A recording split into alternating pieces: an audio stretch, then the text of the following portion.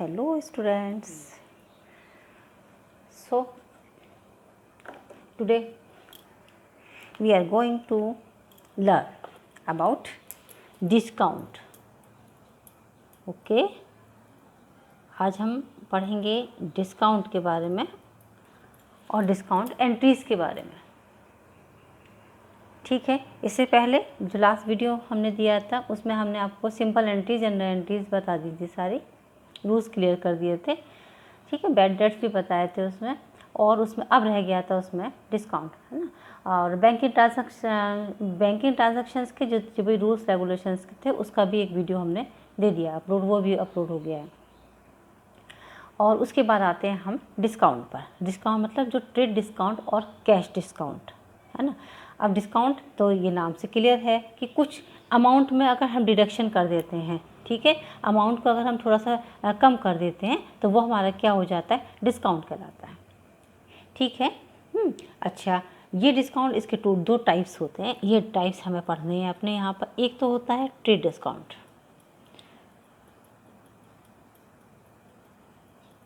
और सेकंड हो जाता है कैश डिस्काउंट. ठीक है, डिस्काउंट की डेफिनेशन क्लियर है, रिडक्शन इन अमाउंट.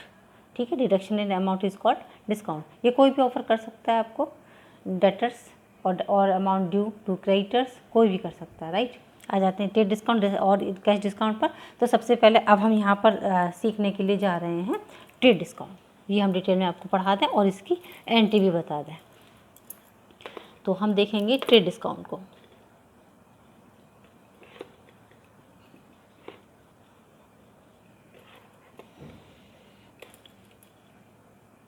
ठीक है, अब कुछ पॉइंट्स में हम इसको अपनी बात को ख़त्म इसमें कर देंगे. एक तो ये ट्रेड डिस्काउंट जो होता है ये देता कौन है ना. तो trade discount allowed by manufacture.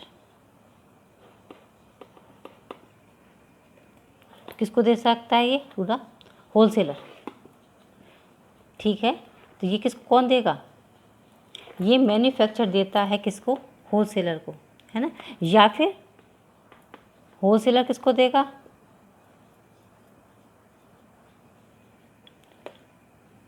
To the retailer.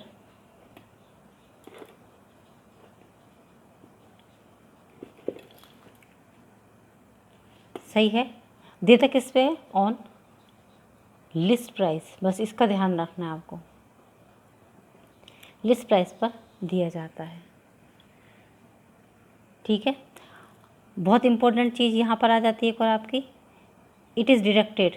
ये डिस्काउंट कौन सा है, ट्रेड डिस्काउंट. डिडक्ट किस में से किया जाएगा, it is deducted from list price. List price, list price में से ही पहले ये डिडक्ट कर दिया जाता है. समझ गए मेरी बात को, क्लियर है. तो जब ये डायरेक्ट उसमें से ही कर दिया जाता है, हाथों हाथ डायरेक्टली डिडक्ट कर दिया जाता है, कैश मेमो में से ही लेस कर दिया जाता है, इसलिए कोई सेपरेट एंट्री इसके पास की ही नहीं जाती है, इसलिए इसको शो ही नहीं किया जाता. ट्रेड डिस्काउंट का नाम कहीं पर भी नहीं दिखाया जाता क्योंकि ये बिल्कुल शुरुआत में ही लेस कर दिया जाता है. कैश मेमो में से ये हटा दिया गया, है ना. तो इसलिए अब जैसे लेट सपोज जैसे कि लिस्ट प्राइस माना कि कितनी है, लिस्ट प्राइस है, एक एग्जांपल छोटा सा दे देते हैं हम आपको. लिस्ट प्राइस कितना है हमारा, 20,000 रुपये का, 20,000 रुपीज़ का. ट्रेड डिस्काउंट कितना है हमारा, ट्रेड डिस्काउंट है इस पर माना 10%. क्लियर है. तो सेल प्राइस कितना हो गया हमारा, तो सेल प्राइस हमारा हुआ है यहाँ पर 20,000 का 10% यहाँ हम इसका लेस कर देंगे. कितना हो जाता है वो, 2,000. तो लिस्ट सेल प्राइस कितना रह गया हमारा, 18,000. लेस कर देंगे 20,000 में से 2,080. ये इस पर अब हमारा क्वेश्चन सॉल्व होना स्टार्ट होगा. ये 2,000 रुपीज़ कहीं पर भी शो नहीं किए जाएंगे. क्यों, क्योंकि ये तो शुरुआत में ही लेस कर दिया, कैश मेमो में से ही उसको हटा दिया गया. अब क्वेश्चन ये आता है दिमाग में, फिर इसकी ज़रूरत क्या, आखिर हमें ट्रेड डिस्काउंट देते ही क्यों है, क्या ज़रूरत है इसको देने की. तो ये दिया जाता है प्रमोट करने के लिए. अगर लार्ज क्वांटिटी में हमें अपनी सेल करनी है तो आप डिस्काउंट नहीं दोगे. जैसे हम मैन्युफैक्चरर हैं किसी भी चीज़ के, सपोज़ करें आप मैन्युफैक्चरर किसी भी चीज़ के, तो हम अपने होलसेलर को अगर हम दे रहे हैं आइटम, तब हमने उसको ट्रेड डिस्काउंट दे दें तो हमारा सामान ज़्यादा बिकेगा ना. समझ रहे हैं आप मेरी बात को? डिस्काउंट ज़्यादा रहता है तो ज़्यादा सेल हो जाती है, इसलिए सेल को प्रमोट करने के लिए ट्रेड डिस्काउंट दिया जाता है। इतनी बात मेरी क्लियर हो गई है आपको? बिल्कुल ट्रेड डिस्काउंट क्लियर है, ठीक है। ट्रेड डिस्काउंट लेस करने के बाद जो अमाउंट आ जाता है उसी पर क्वेश्चन हमारा सॉल्व हो जाएगा। अब आ जाए, ट्रेड डिस्काउंट कंप्लीट हो गया, अब हम चलते हैं कैश डिस्काउंट की साइड।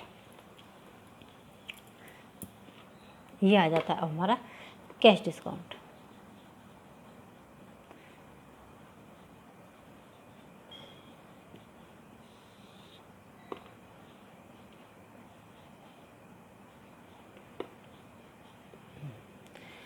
अच्छा, अब आता है कैश डिस्काउंट। तो कैश डिस्काउंट पहले तो ये कि ये कौन देता है, तो ये सेलर देता है तो अपने कस्टमर को, है ना।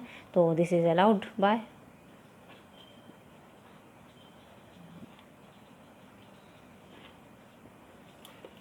Seller to its customer.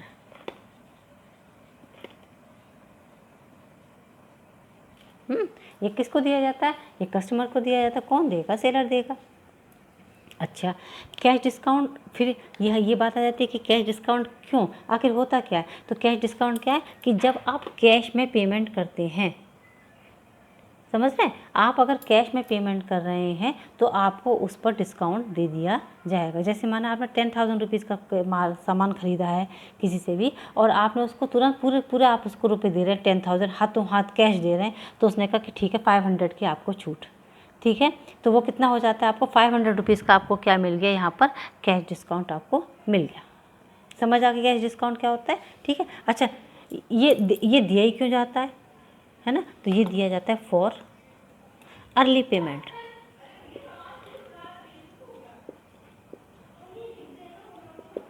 For early payment, जल्दी पेमेंट कराने के लिए उसको हम क्या देते हैं, क्या हमने उससे कह दिया कि ठीक है अगर विद इन 1 मंथ आप पेमेंट कर देंगे तो हम आपको इतने रुपए की छूट दे देंगे, तो ये हो जाएगा अर्ली पेमेंट के लिए।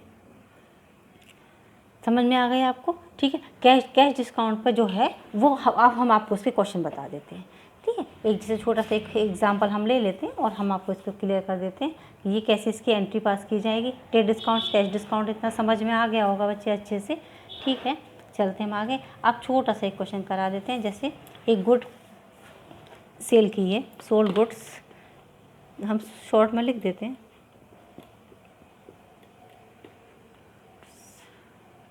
लिस्ट प्राइस है 10,000 रुपीज़ का, ट्रेड डिस्काउंट है उस पर 20%, कैश डिस्काउंट है 2%, ठीक है। सारा अमाउंट हमारा कैश में हाथों हाथ सब पेमेंट हो गया। एंट्री क्या बनाएंगे हम इसका, हमने गुड्स को सेल किया है ना, तो हम इसका मतलब सेल की एंट्री पास होनी है यहाँ पर, ठीक है। अगर परचेज़ किया होता तो परचेज़ की भी एंट्री, दोनों बता देंगे हम आपको, कोई दिक्कत नहीं है। चलिए आ गया, सब चीज़ें आ गई हमारे पास। एंट्री क्या बनती है, जब हम कैश में सामान को अपना सेल करते हैं, कैश टू सेल्स, एंट्री यही पास कर लेंगे हम अपनी, cash account debit to sales. चलें, अब हम इसमें अमाउंट लिखेंगे। अमाउंट क्या लिखा जाएगा, बस वही मेन बात है इसमें। 10,000 पर सबसे पहले 20% और ट्रेड डिस्काउंट लेस कर दो। 10,000 आ गया, 20% हो गया, कितना हो गया 2,000, 2,000 लेस कर दो, कितना हो गया 8,000। तो सेल हमारी कितने की होगी, इसका मतलब 8,000 रुपीज़ की है, ठीक है। सेल कितने की होगी हमारी 8,000 की। अब 8,000 ये जो पैसे सेल हुई है ये हमको, अब इसमें यहाँ पर उसने हमको कैश दे दिया। जब उसने हमें कैश दिया, जितना कैश दिया जाता है उस पर हमको 2% डिस्काउंट, यहाँ पर पूरा अमाउंट दे दिया उसने 8,000 रुपीज़ का, है ना। 8,000 रुपीज़ का पूरा डिस्काउंट दे दिया, तो हम उसे क्या देंगे, डिस्काउंट हम देंगे ना, सेल हुई है तो हम देंगे ना डिस्काउंट अलाउड। सेल में डिस्काउंट अलाउड, और अगर परचेज़ हुआ तो डिस्काउंट हमको रिसीव हो गया तो डिस्काउंट रिसीव्ड लिखें, डिस्काउंट अलाउड डेबिट। इसका 2% 8,000 का, जितनी सेल हुई है ना, जितनी सेल हुई है, कैश में कितना हमको पूरा कैश रिसीव हुआ है ना 8,000, तो इसका 2% 160 रुपीज़ आ गया यहाँ पर। इसका मतलब कैश में कितने रुपए आए होंगे हमारे पास? 786 नहीं आएगा, 7840 आएगा, 40। आपको मेरी बात क्लियर हो गई? चलते हैं अब एक और, कुछ और थोड़ा सा लेंदी क्वेश्चन एक और बता दें हम आपको हम। चलो अच्छा, अगर ऐसा ही एक क्वेश्चन हो जाए उसमें कुछ गुड्स ही हो जाए, है ना, तो इसका एक और क्वेश्चन हम चल देते हैं इसके में।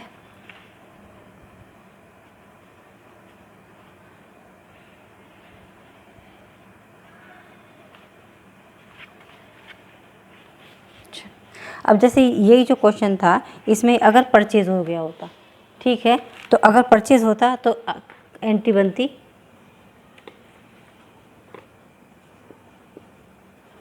ये तो हो गया हमारा purchase account debit to cash और टू डिस्काउंट रिसीव्ड, ठीक है। ये हमने उसके यहाँ बना दी, दूसरे के यहाँ, है ना, हमने दूसरे के पार्टी के यहाँ हमने ये एंट्री बनाई है। अमाउंट सेम आएगा, जैसे परचेज में 8000 रुपीज़ आ जाएगा, कैश में आ जाएंगे 7840, क्लियर, और ये आ जाएगा 160 रुपीज़। इतनी बात आपको मेरी क्लियर हो गई है शायद, जहाँ तक है क्लियर हो।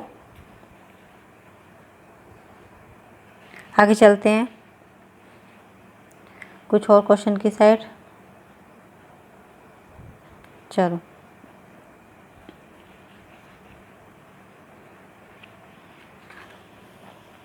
एक और क्वेश्चन ले लेते हैं यहाँ पर, थोड़ा सा ले लेते हैं, अच्छा सा ले लेते हैं।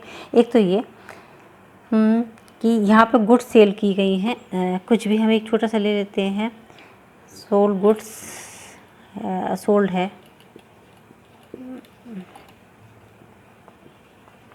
टू राम, ठीक है, राम को गुड्स सेल की गई हैं। हम ऐसे बोले दे रहे हैं, आपको पता समझ में आ जाएगा कि हम क्या बताना चाह रहे हैं आपको। सोल्ड गुड्स टू राम है, कितने रुपीज़ की है? 40,000 रुपीज़ की, ठीक है, 40,000 रुपीज़ की गुड्स हैं। ट्रेड डिस्काउंट है उस पर 10% का ट्रेड डिस्काउंट है, ठीक है, और कैश डिस्काउंट है 2% का।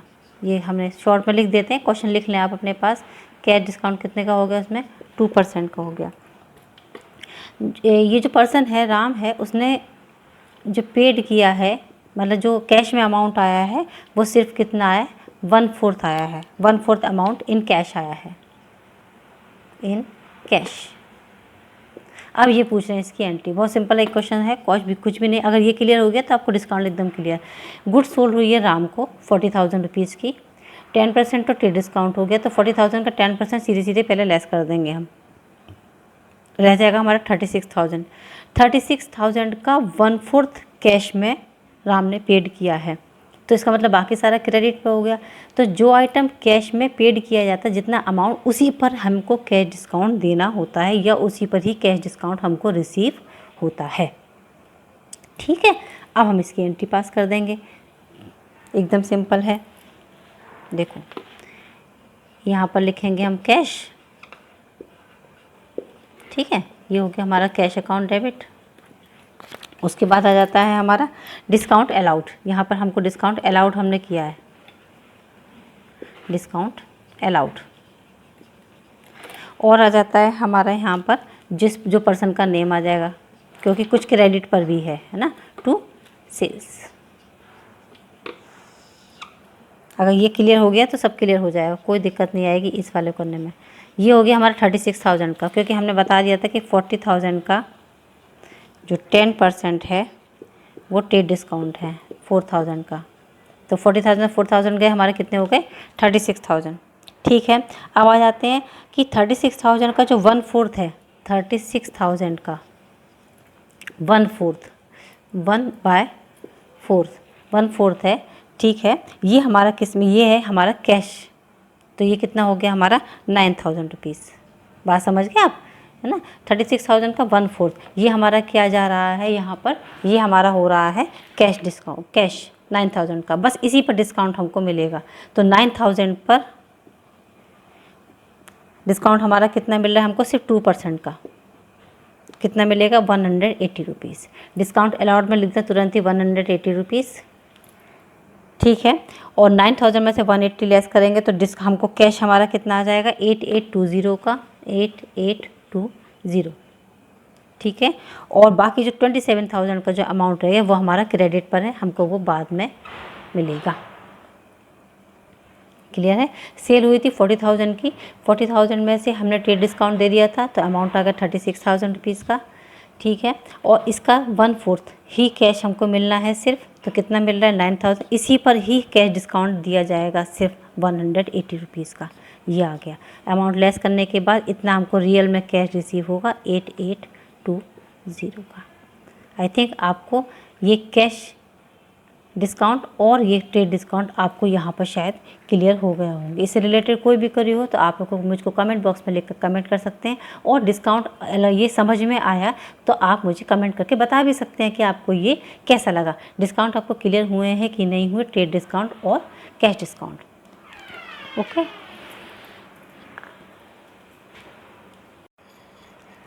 चलें तो अब आगे चलते हैं, कुछ और एंट्री सीख लेते हैं, ठीक है। डिस्काउंट तो क्लियर हो गया होगा। चलते हैं आगे। तो अब हम चलते हैं,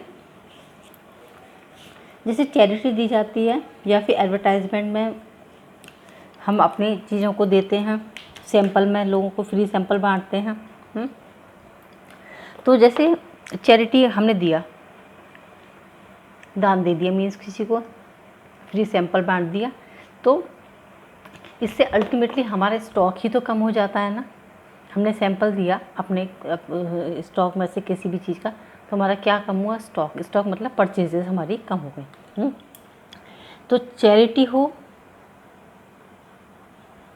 या एडवर्टाइजमेंट हो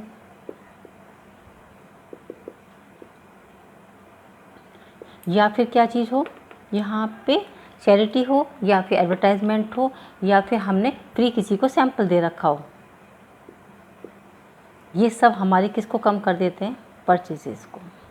टू परचेजेस अकाउंट ही इसकी एंट्री पास होगी। इसमें से कुछ भी आ जाए, चैरिटी आ जाए, एडवर्टाइजमेंट आ जाए, सैंपल आ जाए, charity account debit, advertisement account debit, sample, free sample account debit to purchases.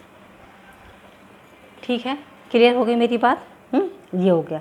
अब चलते हैं, अगर हमारी गुड्स जैसे चोरी हो जाती है या फिर आग लग जाती है तो फिर हमारी एंट्री क्या बनेगी, जैसे हमारा लॉस बाय फायर है, लिखेंगे लॉस बाय फायर, या फिर थेफ्ट, चोरी हो गई, टू परचेजेस। ठीक है ना, सबसे हमारा क्या परचेजेस ही, क्यों, क्योंकि इससे हमारा क्या कम हो जाता है, ये हमारा इफेक्ट, हमारा स्टॉक हमारा कम हो गया है ना। तो इसलिए ये लॉसेज है हमेशा हमारे, तो हमने बताया था जितने भी लॉसेज हमारे एक्सपेंसेस होते सब हमारे डेबिट हो जाते हैं। ठीक है। अच्छा, जैसे लॉस बाय फायर था, तो हमने अगर इस गुड्स को अपना इंश्योर्ड करवा रखा था, अगर हमने इंश्योर्ड नहीं करवा रखा था, ठीक है, अगर हमने गुड्स को इंश्योर्ड नहीं करवा रखा था तो ये हमारा इतना क्या हो गया, लॉस हो गया। इस लॉस को हमें किस में ट्रांसफ़र करना पड़ेगा, प्रॉफिट एंड लॉस अकाउंट में। ये एंट्री बनेगी इसके साथ, profit and loss account debit to loss by fire, अगर हमने इसको इंश्योर नहीं कराया हुआ है तो। और अगर हमने इंश्योर करवा रखा है, ठीक है, तो हम सबसे पहले किसी इंश्योरेंस कंपनी से पैसे मांगेंगे अपने, तो इंश्योरेंस कंपनी डेबिट हो जाएगी, टू आ जाएगा यहाँ पर लॉस बाय फायर या फिर थेफ्ट, जो भी है हमारा करवा के रखते हैं ना अपना। ठीक है, ये हमने उससे कह दिया, उसको इंश्योर करवा दिया। जब इससे पैसे हमको अगर रिसीव हो गए, माना इंश्योरेंस कंपनी ने हमको रुपए दे दिए, तो जो आता है वो हमें डेबिट होता है। जैसे माना हमारा कैश आ गया हमारे पास, बैंक आ गया, तो to bank to insurance company, है ना। अच्छा, ये भी एकदम से तय बात है कि पूरा तो नहीं मिलता। जैसे माना हमारा 10,000 रुपीज़ का लॉस हुआ है, इंश्योरेंस कंपनी ने हमको सिर्फ 8,000 रुपीज़ ही दिए हैं, बैंक से हमारे पास कितना आया, 8,000 रुपीज़ ही आया। जबकि हमने कितने का इसको यहाँ पर किया, हमारा लॉस कितने का था, 10,000 रुपये का। तो 2,000 रुपये का हमारा लॉस हो गया। तो 2,000 रुपीज़ के लॉस को हमें कहाँ ट्रांसफ़र करना होगा? प्रॉफिट एंड लॉस अकाउंट के अंदर। ठीक है, तो बैंक अकाउंट डेबिट तो इंश्योरेंस कंपनी अकाउंट तो यहाँ पर आ जाएगा। यहाँ पर बीच में यहीं पे हम लिख देंगे उसको profit and loss account debit. ये हो जाएगा हमारा 2,000 रुपीज़ का। तो यहाँ उस टाइम पे हम ये एंट्री कितने की बना देंगे अपनी? 10,000 से हमारी कंप्लीट हो जाएगी। इतनी बात क्लियर होगी मेरी? I think it should be clear to you. चलें अच्छा आगे कुछ और एक और स्पेशल चीज़ बताते हैं आपको। ओपनिंग एंट्री क्या होती है? ठीक है, देखो ओपनिंग एंट्री का हमने ये एक आर्ट लिख करके तैयार किया हुआ है। क्या होता है ओपनिंग एंट्री? विजिबल है ना बच्ची? थोड़ा सा और इसको पास ले लेते हैं क्योंकि दिखता नहीं है, तो वीडियोस ब्लर हो जाते हैं थोड़े से।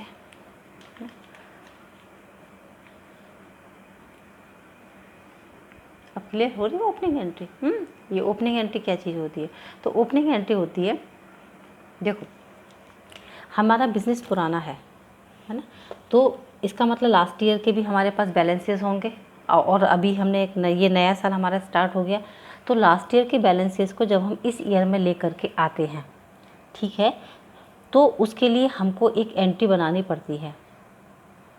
जैसे हमने ये क्लियर लिखा हुआ है, this is a entry through which closing balances of the previous year. पिछले साल के जो भी क्लोजिंग बैलेंसेस होंगे, है ना, जो बैलेंस शीट में शो होंगे, are brought forward in the beginning of the next year. वो इस साल के सबसे पहले उन्हीं बैलेंसेस को पहले लिख दिया जाएगा। जो पिछले साल के हमारे बैलेंसेस चले आ रहे हैं, सबसे पहले हम उन बैलेंसेस को अपने नोट करेंगे। ठीक है, अब एंट्री कैसे बनती है ये भी बता देंगे अभी हम आपको। इसमें हमको सबसे पहले एसेट्स और लायबिलिटीज़ को अलग अलग करना पड़ेगा। अच्छा, अब हम इसको एंट्री भी बनाना बता रहे हैं, यहीं बता देंगे, सामने लिखा भी हुआ है। जैसे डेबिट और क्रेडिट होंगी, तो हम सबसे पहले डेबिट साइड से स्टार्ट करेंगे। तो डेबिट साइड में सारे में कितनी आएंगी? हमारी एसेट्स आएंगी। इतना ध्यान रखेंगे आप, डेबिट साइड में क्या आएंगी? सारी हमारी एसेट्स आएंगी। और क्रेडिट साइड में यानी कि टू साइड से हमारी क्या लिखना शुरू हो जाएंगी? यहाँ पर लायबिलिटीज़ लिखना शुरू हो जाएंगी। ठीक है ना। अगर लायबिलिटीज़ में इसका मतलब कैपिटल भी आनी चाहिए। ठीक है, अगर कैपिटल नहीं दे रखी, ये सोचें आप, अगर कैपिटल इन्होंने नहीं दे रखा तो इसका मतलब एसेट, जितनी भी एसेट्स हैं वो सारी ऐड कर दो, सारी लायबिलिटीज़ ऐड कर लो, और जो दोनों का जो डिफरेंस होगा उसका मतलब वो हमारी कैपिटल हो जाएगी। बात समझ में आई आपको? अगर क्या क्वेश्चन में कैपिटल गिवन नहीं है, एसेट्स दे रखी हैं, लायबिलिटीज़ दे रखी है, तो एसेट्स और लायबिलिटीज़ का आप एसेट्स इधर लिख लेंगे सारी, लायबिलिटीज़ इधर लिख लेंगे सारी, दोनों को टोटल लगा लेंगे और जो भी डिफरेंस है वो हमारी कैपिटल हो जाएगी। ठीक है, अब सोचो कैपिटल तो दे रखी है, कैपिटल तो है, लेकिन एसेट्स हमारी और लायबिलिटीज़ दोनों का टोटल मैच नहीं हो रहा, एसेट्स कम हो रही हैं और लायबिलिटीज़ हमारी ज़्यादा हो रही हैं। तो एसेट्स में क्या आ जाएगा? ये जो बैलेंसिंग होगी वो किस में चली जाएगी? गुडविल में। जो डिफरेंस होगा वो किस में चला जाएगा? गुडविल में चला जाएगा। अगर सेम ये हमारा कम आ रहा है तो ये किस में चला जाएगा? हमारा कैपिटल रिजर्व में। बस इतनी सी बात है इसमें, और कुछ नहीं। इसी को हम ओपनिंग एंट्री कहते हैं और ये सबसे पहली एंट्री यही पास की जाएगी अगर इसके बैलेंसेस आपको क्वेश्चन में दे रखे होते हैं तो। ठीक है, अब जैसे क्वेश्चन है हम बता देते हैं आपको छोटा सा एक करके। जैसे इन्होंने बहुत सारे हमको एसेट्स और लायबिलिटीज़ दे रखी हैं यहाँ पर तरह तरह की, तो हम इसमें कैसे एक बना लेंगे। जैसे इन्होंने जैसे लिखा है कैश अकाउंट डेबिट, है ना, बैंक भी दिया है इन्होंने। बस ये आपको पता होना चाहिए कि ना एसेट्स कौन सी होती है, हमने पहले भी अपने वीडियोस में बता रखे हैं, आपको पता होना चाहिए। डेटर्स जितने भी होंगे वो यहाँ आ जाएंगे, है ना, डेटर्स जितने भी होंगे, है ना। उसके बाद स्टॉक है अगर, तो स्टॉक भी यहाँ आ जाएगा, है ना। फर्नीचर अगर दे रखा है, ये सब चीज़ें आ गई इसके अंदर यहाँ पर, ये हमें पता होनी चाहिए सारी। उसके बाद टू, अगर कैपिटल दे रखी है तो टू कैपिटल लिख लेंगे, और जितनी भी हमारी लायबिलिटीज़ अगर दे रखी हैं, है ना, वो सारी यहाँ पर लायबिलिटीज़ हम लिख लेंगे जितनी भी होंगी हमारी। जो भी टू वाला उन्होंने ऐसे ही दे दिया टू लायबिलिटीज़, जैसे क्रेडिटर्स है, लोन है ना, यहाँ लिख लिया, यहाँ लिख लिया। ठीक है, ये सब डेटर ये सब यहाँ आ गए। 1 2 3 4 5 ठीक है। अब हम इन दोनों का ये इतने सारे ये सब चीज़ों का इन लोगों का दोनों को टोटल करेंगे। ये दोनों ये हमें टोटल ये चेक करना है कि क्या ये दोनों टोटल बराबर हैं या नहीं है। अगर नहीं है, ये वाला कम आ रहा है ना, तो यहाँ पर तो अगर ये कम आता है तो इसे हम क्या करेंगे, यहाँ पे गुडविल लिख करके उतना बैलेंस यहाँ निकट कर देंगे। अगर ये कम आ जाता है हमारा तो यहाँ पर हम लिखेंगे कैपिटल रिजर्व और यहाँ पर लिख करके इसका बैलेंस बराबर कर देंगे। ये बात एकदम से क्लियर हो गई है आपको? बन जाएगी वो ओपनिंग एंट्री। चले आगे चलते, बस छोटी सी और चीज़ बता दें हम आपको, कुछ स्पेशल एंट्रीज और रह गई हैं, बस वो और बता दें कि तो आपका ये सारा जितने भी एंट्रीज का था इतनी ही, इस वजह से इससे ज़्यादा एंट्रीज नहीं बन सकती कभी भी। चलें आगे हम बता दें आपको कुछ स्पेशल एंट्रीज़ हैं हमारी। कुछ स्पेशल एंट्रीज जैसे हमने लिखा हुआ, एक आउटस्टैंडिंग एक्सपेंसेस होते हैं। आउटस्टैंडिंग एक्सपेंसेस कौन से होते हैं? आउटस्टैंडिंग मीन्स जो अभी पेड नहीं किए गए, इन फ्यूचर पेड किए जाएंगे। ठीक है, ये नॉमिनल होते हैं सारे। हमने बताया था कि एक्सपेंसेस के नाम के आगे अगर कुछ प्रीफिक्स लग जाता है या सफिक्स लग जाता है तो वो सब नॉमिनल नेचर के हो जाते हैं।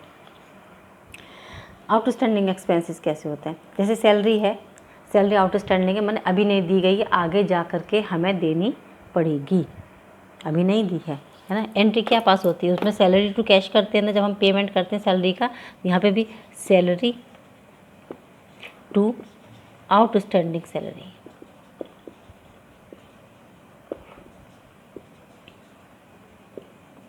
अकाउंट, ठीक है, आउटस्टैंडिंग एक्सपेंसेस के लिए क्लियर है मेरी बात? कोई भी एक्सपेंस हो सकता है, रेंट हो सकता है, तो rent account debit to outstanding rent account, क्योंकि ये तो पेमेंट करना ही करना है और लॉसेस हमेशा हमारे उसमें जाते हैं, डेबिट में जाते हैं, तो ये तो आपको डेबिट में डालना ही डालना पड़ेगा।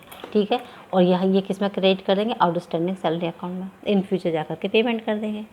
ठीक है, दूसरा आता है प्रीपेड। प्रीपेड मीन्स होता है पहले ही पेड कर दिया, एडवांस पेमेंट कर दिया हमने, है ना, एडवांस पेमेंट कर दिया। अब एडवांस पेमेंट की एंट्री क्या बनेगी, ये ना, तो ये जैसे आउटस्टैंडिंग क्या होता है? क्रेडिट होता है, ऐसे करके याद कर लो। आउटस्टैंडिंग क्या होता है? क्रेडिट होते हैं, तो प्रीपेड क्या होंगे? डेबिट हो जाएंगे। ये पहले ही पेड हो गया। कोई भी चीज़ प्रीपेड हो सकती है, जैसे प्रीपेड रेंट हो सकता है, रेंट को पहले से पेड कर, prepaid rent account debit to rent.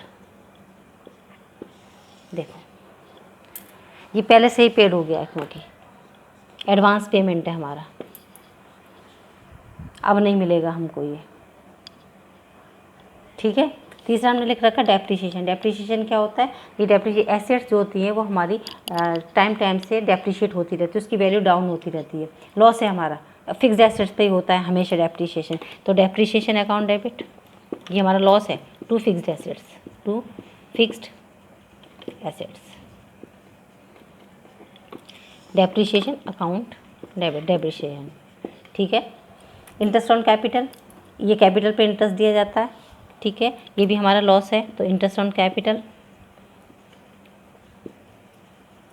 To capital account. बहुत सिंपल है, कुछ भी नहीं है, बस सिंपल है। लॉसेज है ना हमारे, सबको डेबिट करना है, बिल्कुल आंख बंद करके लॉसेज को डेबिट करते चले जाओ, कोई प्रॉब्लम नहीं होगी कैसी भी।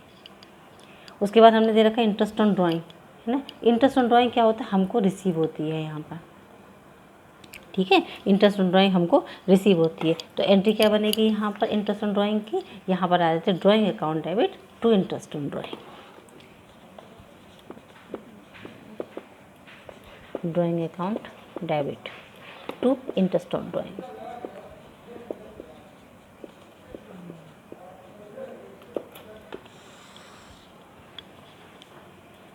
ठीक है, और चलते हैं हम आगे। एक हमने इनकम टैक्स और लिखा हुआ। इनकम टैक्स हमेशा पर्सनल होता है।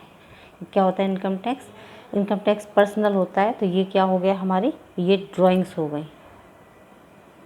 ठीक है, तो इनकम टैक्स पेड क्या आ जाता है? Drawing account debit to cash. Drawings होती हैं, ड्राइंग्स। इनकम टैक्स क्या होता है? इनकम टैक्स क्योंकि पर्सनल होता है, ठीक है, तो इनकम टैक्स क्या हो जाता है? इनकम टैक्स हमारा क्या हो जाता है? ड्राइंग। कभी भी नाम आ जाता है तो इनकम टैक्स नहीं लिखेंगे आप, क्या लिखेंगे उसको? Drawings to cash. Drawing to bank भी हो सकता है। ठीक है, एक और रह गया था, हमने ये बताने से रह गया था कि जो ड्राइंग्स होती हैं, अगर हमने अपने ही बिजनेस में से उसका कुछ सामान निकाल लिया है, ठीक है, तो उसमें ड्राइंग्स टू परचेज आ जाएगा। ड्राइंग टू परचेज आएगा। कब? जब हम अपने बिजनेस में से उसमें से अपने पर्सनल यूज़ के लिए कुछ भी सामान निकाल लेते हैं तो वो क्या हो जाएगा, drawing account debit to purchase account. और ये ड्राइंग अकाउंट डेबिट, ये इनकम टैक्स है, इनकम टैक्स है तो इनकम टैक्स हमेशा अपना पर्सनल होता है, इसलिए drawing account debit to cash या टू बैंक। ठीक है, आई थिंक एंट्रीज़ में इतना ही है, इससे ज़्यादा नहीं है। आप इसे पढ़ें, समझें। इससे रिलेटेड कोई भी क्वेरी हो किसी भी तरीके की तो आप मुझसे चाहे जब कमेंट बॉक्स में जा कर के मुझे कमेंट कर सकते हैं। अगर अच्छा लगा तो भी मुझे अच्छे अच्छे कमेंट भी भेज सकते हैं, एज यू विश। अच्छा, इससे रिलेटेड जो भी नोट्स हैं वो आपको बहुत जल्दी प्रोवाइड कर दिए जाएंगे। फिलहाल आप न्यूमेरिकल पर ध्यान दें, ठीक है। उसके बाद थ्योरी से रिलेटेड जो भी नोट्स हैं वो हम आपको बहुत जल्दी आपको मिल जाएंगे। Okay children, take care, good bye.